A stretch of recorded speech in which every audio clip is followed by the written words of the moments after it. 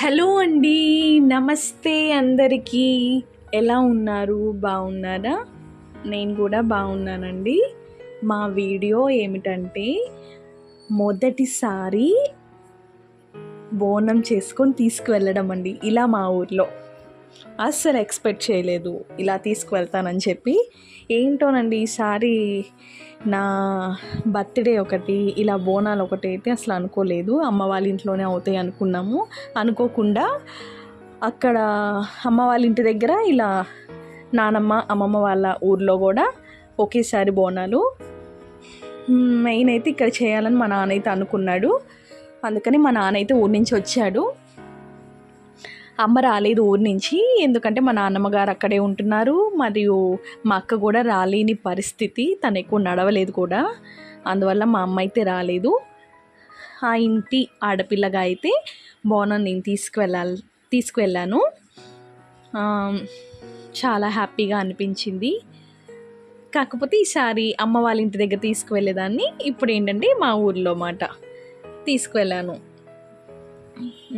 ఇక్కడ మరి బోనం తీసుకెళ్ళాలంటే ముందుగా బోనాన్ని అయితే పూజించాలి కదండి. ముందు బోనంలో అయితే బోనం కుండలో పరమాన్నం అయితే వండారు. అది కొంచెం చల్లారిన తర్వాత కాసేపు పక్కన పెట్టుకొని పసుపు కుంకుమతో అయితే బోనాన్ని పూజించుకోవాలి. పసుపు కుంకుమ అంటే బొట్లు పెట్టి చేస్తారు. మనకు నచ్చిన ఏమైనా డిజైన్ అయినా వేసుకోవచ్చు, కొంచెం నిండుగా కనపడడానికి కుండనైతే.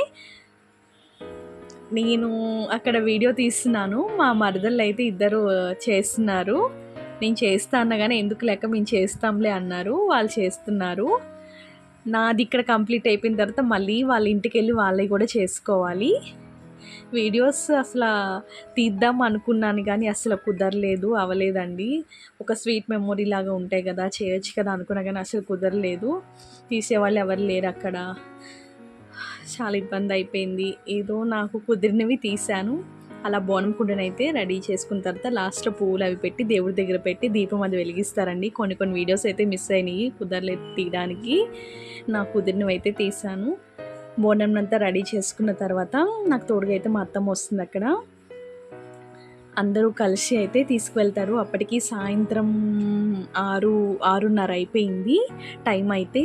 కొంచెం చీకటి, సాయంత్రం అంటే చీకటి పడుతుంది కదా, ఇంకా దీపాలతోటి మొత్తం రోడ్లన్నీ వెలుగుగా కనిపించినాయి. దీపాలంటే మరి వెలుగే కదండి, చాలా బాగా అనిపించింది. కొంతమందికి దేవుడు వచ్చే వాళ్ళు కూడా బోనం తీసుకువెళ్ళేటప్పుడు దేవుడు కూడా వస్తారు కొంతమందికి. అట్లాగా కొంచెం మధ్యలో లేట్ అవుతుంది. అలా తీసుకువెళ్ళిన తర్వాత దేవుడి దగ్గర అయితే బోనం సమర్పించుకుంటామండి. ఆ తర్వాత బోనాన్ని కూడా మనమే తెచ్చుకోవాలి. మనం ఇచ్చిన బోనం కుండిని దాంట్లో మనం వండిన ప్రసాదాన్ని తీసి దేవుడికి అయితే సమర్పిస్తారు అక్కడ. తర్వాత మన బోనాన్ని మనం తెంచుకోవాలి. తర్వాత మనం అక్కడికి పువ్వులు, కొబ్బరికాయ, అగరబత్తి, పసుపు, కుంకుమ అవి తీసుకెళ్తాం కదా, అవైతే అక్కడ మనం తెచ్చినవన్నీ దేవుడి దగ్గర పెట్టి చేసుకోవాలండి. అట్లాగే నేను చేస్తున్నాను. సాయంత్రం అంతా అయిపోయిన తర్వాత కూడా ఫొటోస్ అవి దిగామండి. మళ్ళీ వచ్చిన చుట్టాలము అందరం కలిసి భోజనం చేసాము. అలాగే కొన్ని ఫొటోస్ కూడా యాడ్ చేశానండి. అనుకోకుండా చాలా బాగా జరిగింది. అలాగే ఇక్కడ ఒక ప్రత్యేకత కూడా ఉందండి. ఊర్లో ఎడ్ల బండ్లని, ట్రాక్టర్లని మొత్తం డెకరేషన్ చేసి ఊరంతా తిప్పుతారు. చాలా బాగా చేస్తారు. అదేవిధంగా కూడా చేశారు. ఆ వీడియో అయితే లాస్ట్లో యాడ్ చేశాను.